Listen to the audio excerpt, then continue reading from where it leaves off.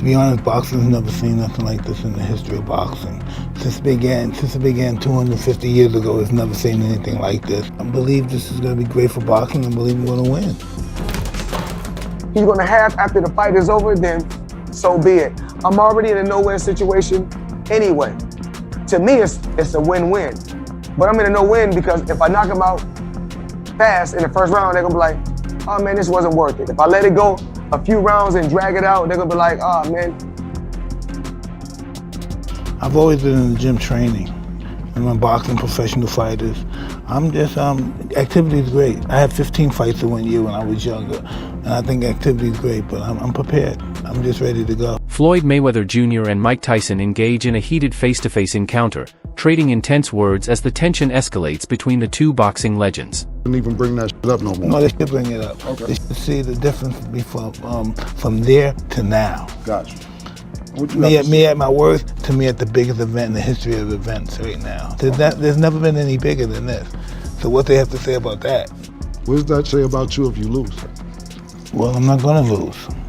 So I can't even fathom losing. I can't even imagine it. I think he thinks this is gonna be a very easy night. It's not gonna be an easy night. Floyd Mayweather Jr. stays confident during their intense face-to-face, fully himself and ready to demonstrate that he still possesses his skill and fire. On cruise control, go out there, have some fun, and do what I do best. And that's beat Floyd Mayweather. Mike Tyson says he is fully ready for the challenge, training harder than ever and looking sharp, confident in his ability to rise to the occasion. The fighter's waiting for his money. By the time he gets his money, everybody else took their percentage out already. So you don't know who's who. You get what they give you. You look good. How you feeling physically? Incredible. You've been training? Listen, I was wearing an extra large. It looks like I'm wearing large. Rafael Cordero, Mike Tyson's trainer, says Tyson is in better shape and sharper now than he was during his fight against Roy Jones Jr. Perfect time, perfect place now. Where's Mike? Put everything together. So mentally, physically, we're excited, man. Excited. If the fight was next Saturday, you will be ready for it. We talk about Roy was 4 years ago. Today, Mike is much better than he was when he fought. Mike Tyson is completely sharp in training camp, sparring at full power, pushing his limits, and preparing intensely for the upcoming challenge.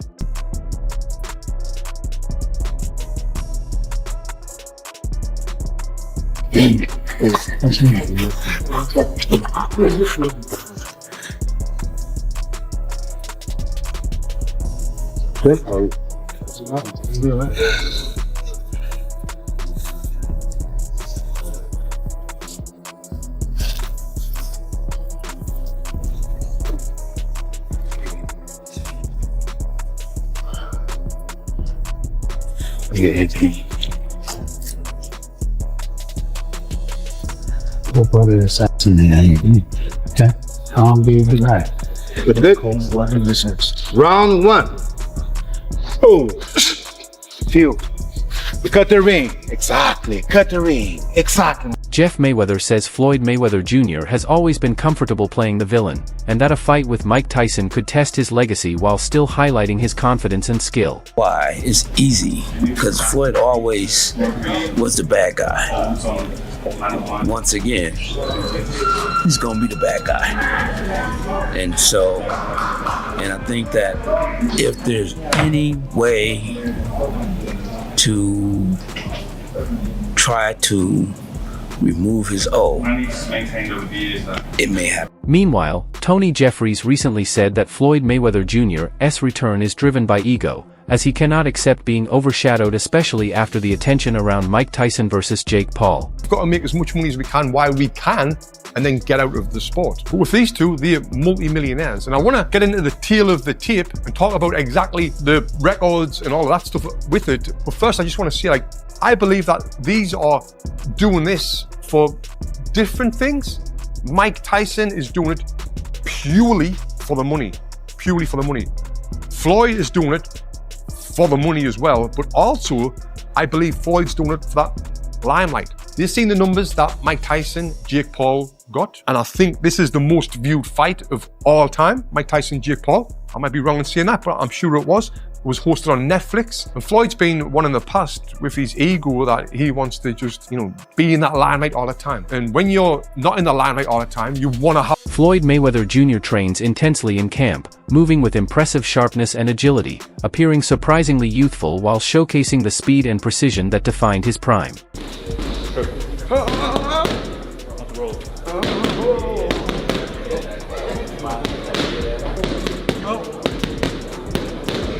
Hook right here. Right here, hook. Again. Hook right here.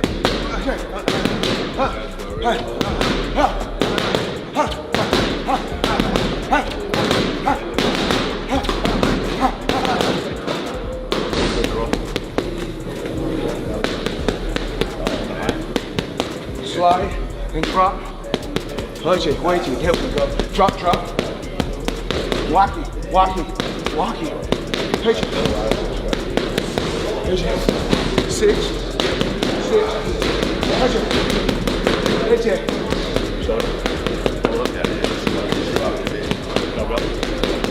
Watch it. I step back like I have my distance. That's why I step. See, I have my distance. Fighters don't know their distance. You gotta know your distance. Floyd Mayweather Jr. hammers the heavy bags with power and precision, displaying his speed, technique, and unwavering focus. Pitch it.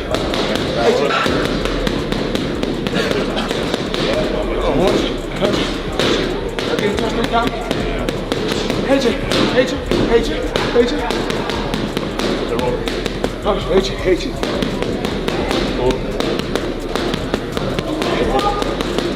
The analyst Henry Cejudo strongly questions the direction boxing is taking as legends return for exhibition bouts.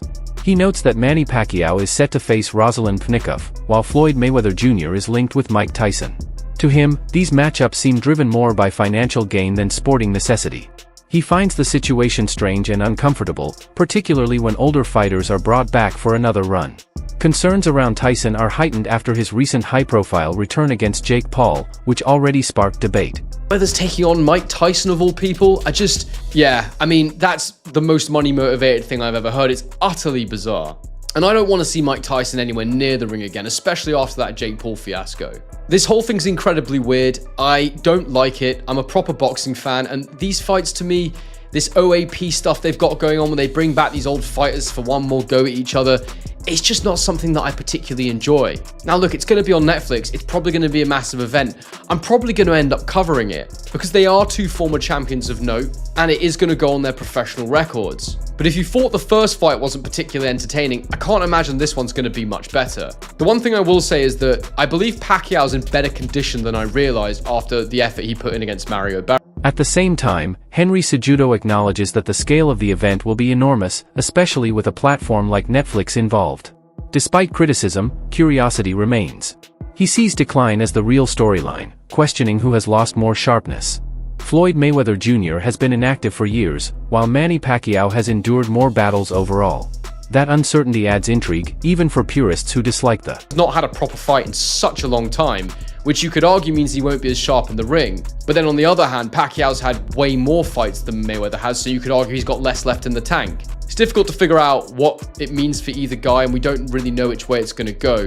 But I guess, if I'm being really honest, as much as I don't love it, there's always going to be a little bit of intrigue there. Kind of don't like myself for it, but I'm just being honest with you guys. And I think if we want to have a real conversation about what this fight represents is a continued frustration around the truth about the first fight, which was that it came too late and it turned into more and more of a cash grab. This fight embodies that to a whole new level. Even for the broadcaster Netflix, I don't believe they're truly invested in the sport of boxing. They'll take one-off big events that get them more subscribers, that increase their revenue, that increase their subscription base, but they don't really care about the sport. If they did, they'd be putting on a lot more events than just these mega fights that involve, influencers and fighters that are well past them. Adola raises serious questions about the reported clash between Floyd Mayweather Jr. and Mike Tyson in Congo. He wonders whether the event is truly happening or quietly fading away. The unusually early announcement puzzles him, with the fight scheduled for September but revealed in February. The long gap seems excessive compared to the standard 3 or 4 month promotion cycle, suggesting either an ambitious global buildup or uncertainty behind the scenes. He also examines Netflix and its strategy of staging spectacle-driven matchups. We'll also talk about Floyd Mayweather versus Mike Tyson in the Congo. Is that now scrapped? Why are they announcing this several months before the event? I mean, is it a massive build-up? I mean, when you think about it, most fights are announced 3 months, 4 before an event. This one, September. We are in February, people. Like, what is going on? I mean, what are Netflix doing? Netflix are kind of, obviously, they're picking up and putting on really random stuff. Like Ronda Rousey versus Gina Carano. If you are an MMA fan, that fight was supposed to happen way more than a decade ago. Way more than a decade ago. They're doing it now. Will it get big numbers? I guess it kind of will. They've obviously done the Jake Paul stuff. Jake Paul, Mike Tyson, Jake Paul versus AJ. They done massive numbers.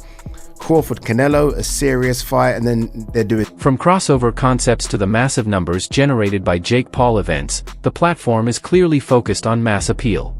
Aid admits the formula likely works, even if it seems random at times. Despite his skepticism, he speaks as a genuine admirer of Floyd Mayweather Jr., whose passion for boxing evolved from Mike Tyson's dominance to British icons and eventually back to America, thanks to Mayweather's brilliance. He sees Mayweather as a rare figure who mastered both marketing and ring intelligence, much like Conor McGregor did in his own arena. Massive, massive Floyd fan. Like, my journey into boxing, obviously when I was young, it was very much Mike Tyson, but then it went and became a UK thing. The ITV days of, I don't know, Ben Eubank, etc., Michael Watson, and then eventually Joe Calzaghe, Prince Nassim, etc., etc. My reason for going back and watching American boxing is solely down to Floyd. Like, I was obsessed with everything Floyd Mayweather did. I thought he was a genius when it comes to marketing and a genius in the ring. Like, it's very rare that the two go together, which is why I think everyone kind of fell in love with Conor McGregor, right? Because Conor McGregor was a genius outside the ring in terms of how to sell a fight. And in the octagon, he actually proved that he can fight as well. Floyd, obviously on a completely different level, but you know what I mean? Very similar. Someone that talks the talk and walks the walk. And Floyd most certainly... Wade Plemons shares his candid view on Floyd Mayweather Jr.'s return to the ring, highlighting the tension between legacy and financial motivation. He explains that seeing a boxer of Mayweather's stature compete again at this stage can feel underwhelming to fans, as it suggests the decision is driven more by profit than a passion for the sport. For longtime followers, there is a sense of discomfort knowing that a legendary career might be overshadowed by the pursuit of money rather than athletic achievement. Mayweather had financial troubles because of the money he owed to the IRS, because of the terrible, terrible business and real estate investments that he's made, and apparently some of these have gone under, and he is owed back rent, or he is owing back rent, and he is delinquent on a lot of payments for a lot of different things right now. These things seem to have added up for Floyd, and now it's pretty apparent that not only is he doing these, bank robbery style exhibitions, but it looks like he absolutely needs to do it, which is very, very sad. Listen, I'm not the biggest fan of Floyd Mayweather as an individual outside of the ring, but I never want to see athletes have their money mismanaged or mismanage their own money so badly that they go broke in retirement, and it looks like that's kind of what's happening. And here's a snippet from Business Insider because it made me want to pay for the entire article. Despite media speculation about Floyd Mayweather Jr.'s finances, Wade Plemons firmly rejects any claims of monetary trouble, emphasizing that the fighter is not struggling to meet obligations. He stresses that headlines suggesting massive debt are misleading and exaggerated. At the same time, he openly acknowledges that the event is undeniably lucrative, and that financial incentive is a key factor in making it happen.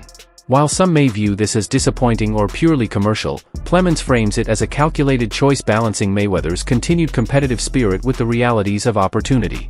In his view, it is both a spectacle for audiences and a demonstration of Mayweather's careful management of his career and brand. Strongly denies any kind of financial distress, but the headlines aren't slowing it down. $54 million alleged dollars in debt. So it makes sense why they would want to do this, and it's strictly for money, let's be honest. This is a clear money grab, but this is going to be a terrible fight. This is not going to be a fight that anyone outside of watching Mike Tyson walk to the ring and the idea that maybe he'll knock out the little guy in Floyd that Tyson for a long time didn't like. For a long time called Floyd a small little angry man or a small little scared man because he couldn't walk his kids to school by himself, mainly because Floyd had, he kind of disrespected Muhammad Ali, who was Mike Tyson's favorite fighter and one that he would never put himself above. But Mike's 60 years old. And if there was a time for Mike to get him and knock him out or whatever, it never would have happened because they were in completely different weight classes and XYZ. If you wanted to settle it outside of boxing, that's one thing, but now they're stepping into this exhibition. There's not going to be any weight classes. Ariel Helwani shared a strong perspective on the upcoming bout between two boxing legends, raising concerns that have sparked discussion among fans. He believes the fight is largely unnecessary, questioning the value of bringing fighters back at an advanced stage in their careers. For Helwani, the match seems more like a spectacle than a meaningful sporting contest, as both competitors are well past their prime and no longer at the peak of their physical abilities. He worries that the risks involved may outweigh any entertainment or financial benefits, emphasizing that the health and well-being of the fighters should be the top priority. Helwani's comments reflect a broader debate in boxing about the resurgence of former champions, especially when such events appear motivated more by publicity or profit than by athletic competition. While fans may feel excitement at the prospect of seeing familiar names in the ring, Helwani urges caution, pointing out that age inevitably affects speed, reflexes, and endurance. In his view, the fight may not be necessary and could potentially undermine the legacy of both fighters rather than celebrate it. These economic times, there's economic challenges. These corporations and companies, they're looking to make profit. And if they put out a pay-per-view, and a lot of people, another thing is the fighters. I'm blaming the fighters too, because there's a lot of guys, they're not bigger than the fighters of yesteryear. That's why you can have a Floyd Mayweather and a Mike Tyson, whose brands are so big. This is going to be a big fight. It's going to be, just because it's a freak show, circus fight, whatever you want to say. Some people are going to be mad at it. I don't want to see it, blah, blah, blah. But the curiosity is always going to get the best of the masses, especially if they put this on Netflix or Amazon or whoever, right? And that's the reality. A lot of these new fighters, Gen Z fighters, people under 30, they're not marketing them. Johnny Nelson recently offered insight into the dynamics behind the highly anticipated meeting between Mike Tyson and Floyd Mayweather Jr., highlighting aspects that many fans might overlook. He noted that despite their age, Mayweather continues to display remarkable speed, power, and precision, moving with a sharpness that surprises even seasoned observers. In training, he demonstrates a youthful approach in his technique, hitting the bags with intensity and focus that reflect years of disciplined preparation. When you're going up against Floyd Mayweather, this guy was unbeaten as a fighter. He still physically has ring craft. He still physically can move about the ring and do what he has to do. I think for Mike Tyson, he's going to be very frustrated. He will want to lay a shot on him to get rid of him, but unfortunately, you slow down. Father Time gets the better of us all. And even though I think when it comes to a fan's favourite, I'm quite sure most of the fans would love to see Mike Tyson put Floyd in his place, and that's probably what will be the attraction as well. But you've got to remember, Mike Tyson's 59 years old. You've got to remember, Floyd Mayweather is still hitting the bag in the gym. He's still moving around, even though he's 48 years old. But you've got to remember, these guys are individuals. Their fathers, their brothers, or whatever. And they still want to earn a massive chunk of money. Where's Mike Tyson? Whatever they're getting paid. Where's Mike Tyson at 59 going to earn this kind of money? Where's Floyd Mayweather at this time of life going to make this kind of money? It doesn't matter what we say about legacy. These guys are still going to live. These guys are still thinking, you know what, I'll take the heat, I'll take the criticism, but you know what, my bank account's all right, my family's all right. And I know it's crude, and I know it takes the shine off it, but that's real talk. So these guys are now in a position where where people want to pay them a lot of money to fight each other. It's against somebody they don't like. So again, ego's going to get the better of common sense with Mike, as far as I'm concerned.